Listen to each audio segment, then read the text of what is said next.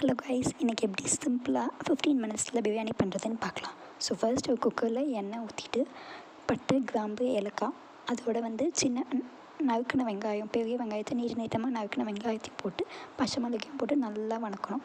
அது light golden brown ஆகிற வரைக்கும் நல்லா ஒரு 2 மினிட்ஸ் ஆச்சு நல்லா வதக்கணும்.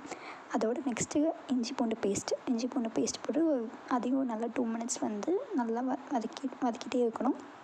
அப்புறம் சின்ன வெங்காயம் அரைச்சது அதையும் அந்த இஞ்சி பூண்டோட பேஸ்ட்டும் நல்லா மிக்ஸ் பண்ணிட்டு பட்டை, கிராம்புத்தூள், மிளகாய்த்தூள் இதையும் போட்டு மிக்ஸ் பண்ணிட்டு நல்லா கலர் சேஞ்ச் ஆகிற வரைக்கும் இது பட்டை, கிராம்புத்தூள், மிளகாய்த்தூள் இதையும் மிக்ஸ் பண்ணிட்டே இருக்கணும்.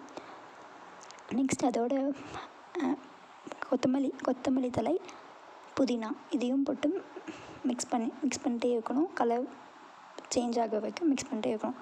நெக்ஸ்ட் அதோடு நறுக்கின தக்காளி சின்னதாக நறுக்கி வச்சதையும் அந்த குக்கரில் போட்டு நல்லா மிக்ஸ் பண்ணணும். அந்த இஞ்சி பூண்டு பேஸ்ட்டோட இப்போ கொத்தமல்லி புதினாவோட நல்லா தக்காளியை மிக்ஸ் பண்ணிட்டு அதுக்கப்புறம் உப்பு ஆட் பண்ணிட்டு அந்த ஃபுல் மசாலாவோட நல்லா ஒரு 2-3 டைம் கிளறிட்டே இருக்கணும். அதுக்கப்புறம் கழுகி வச்ச சிக்கனை ஆட் பண்ணிட்டு அதையும் மிக்ஸ் பண்ணி ஒரு 2 மினிட்ஸ் அப்படியே விட்டுருங்க.